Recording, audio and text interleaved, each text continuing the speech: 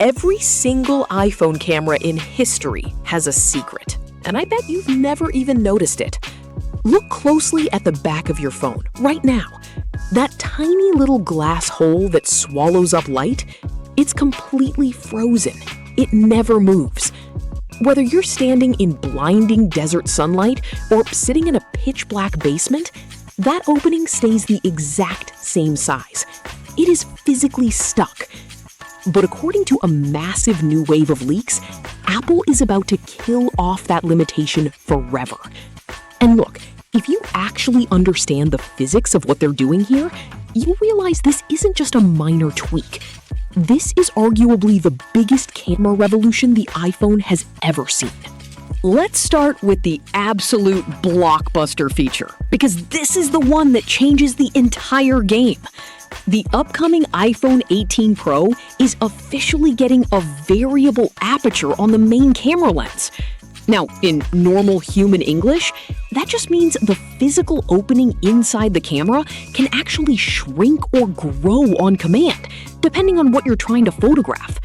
Now, if you're a tech nerd, you might remember that Samsung tried a very basic version of this on the Galaxy S9 way back in 2018, and Xiaomi has been messing around with it lately too.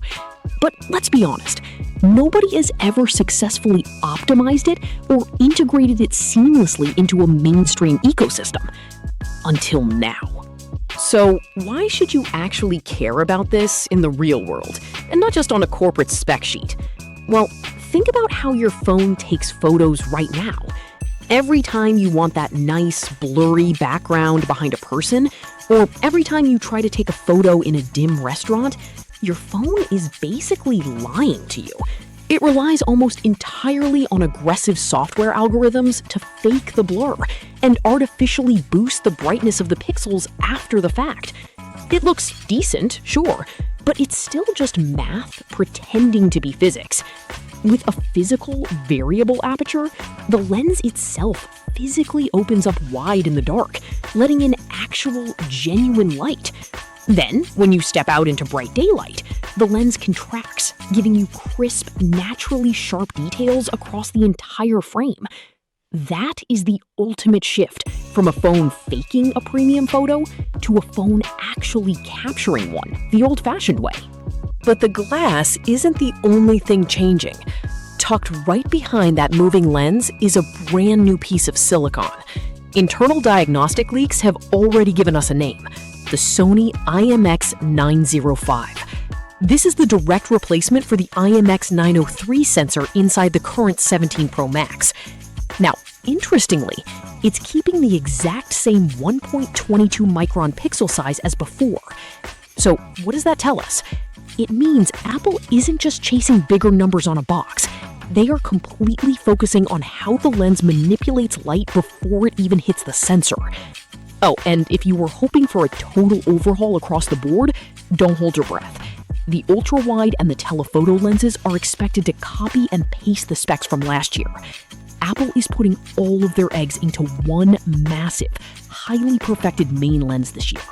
Now, flip the phone over, because the moment you turn this thing on, you're gonna notice a massive change.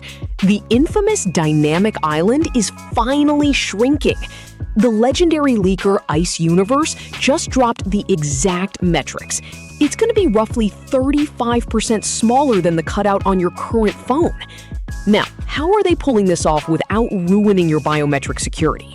Simple. Apple is finally moving the Face ID illuminator completely underneath the active display glass.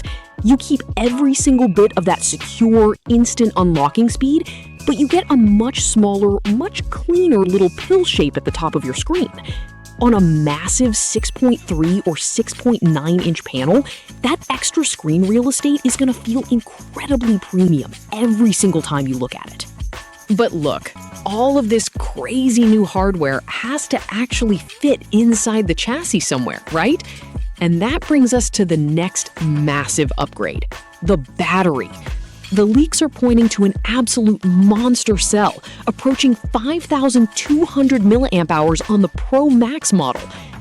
Part of this extra space is coming from Apple completely deleting physical SIM card trays in even more regions, forcing everyone over to eSIM and freeing up precious internal room. That is a massive leap in capacity. And honestly, with these phones doing heavy, non-stop AI processing right on the device, we are going to need every single drop of that extra juice. But here is the catch. Bigger camera gears, complex vapor chambers for cooling, and giant batteries mean the laws of physics are catching up to Apple. Yes, this phone is officially getting thicker and heavier. Ice Universe claims the battery alone adds 1/4 millimeter and about 7 grams of weight.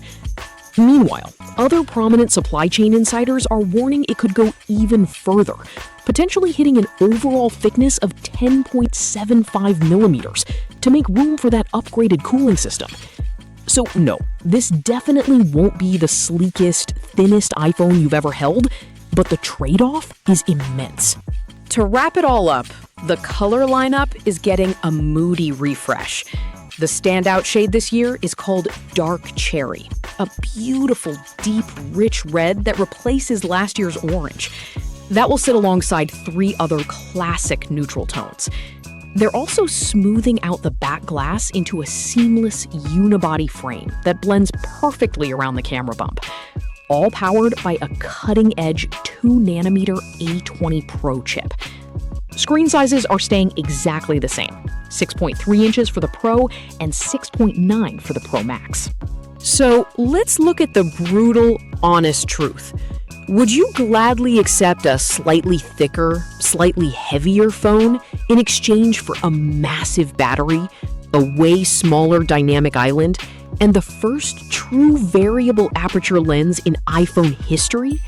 Or do you wish Apple kept everything as impossibly thin as humanly possible? Drop a comment below and let me know your thoughts.